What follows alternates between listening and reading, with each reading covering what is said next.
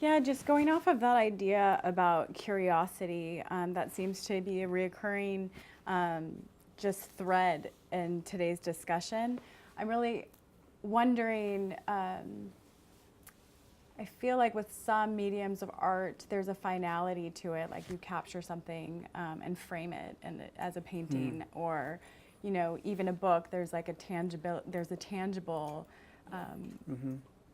end, you know, a period at the end of a sentence, a book that's finished.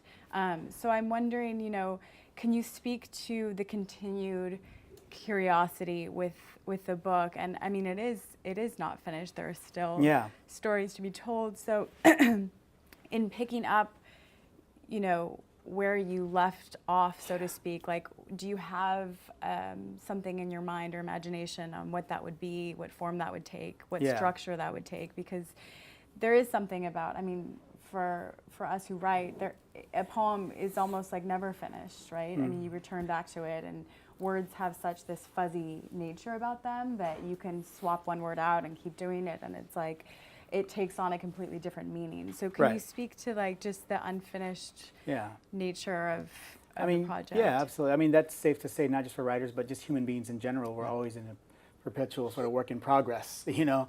And my grandfather used to always say that the past is always working on us.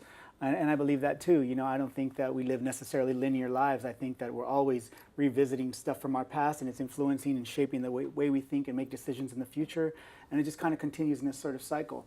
And so, you know, having that understanding about just life in general, I think it really influences too the way that I think about art and making art. Because in this case, we're talking about books, but I also am a painter and I do theater and things like that. I don't think that anything, whenever I take on a project, I don't think of it ever as a final, you know, the final say on it. I think of it more as, you know, I think of like even what was it T.S. Eliot or Bakhtin was talking about dialogism, this idea of it being in constant conversation with books and narratives of the past. And I think that too we're in conversation with other books and narratives of the past, but also our own, you know. So I always offer like, so in this case of All They Will Call You, I only found the families of 7 at the time the book was done. But I also was kind of open enough to understand that that might not be the final. And in fact, the way I wrote it might not be the final say.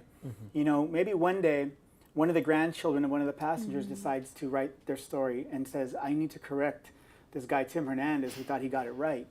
And I welcome that, because the more perspectives we get, I think, of a situation, the closer to a collective truth we get to. You know, and I think that that's probably part of really what makes us human beings, you know. I talked about perception is truth in the book. I mentioned that, you know. So the idea of how we receive information is our truth. You know, I didn't want or feel the need to go and collect data on what happened in the plane crash. Well, this report says this, and this report says this. I didn't care about any of that. That was not my loyalty. My loyalty was to how people remembered it, and that being valid enough.